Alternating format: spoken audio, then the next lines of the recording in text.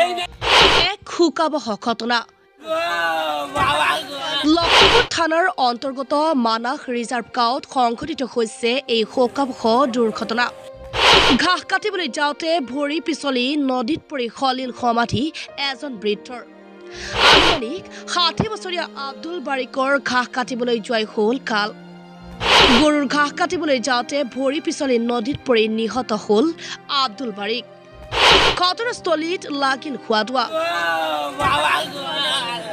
খবৰ পাই লখিমপুৰ থানাৰ ভাৰপ্ৰাপ্ত আৰক্ষী বিষয়া উপস্থিত হয় ঘটনাস্থলীত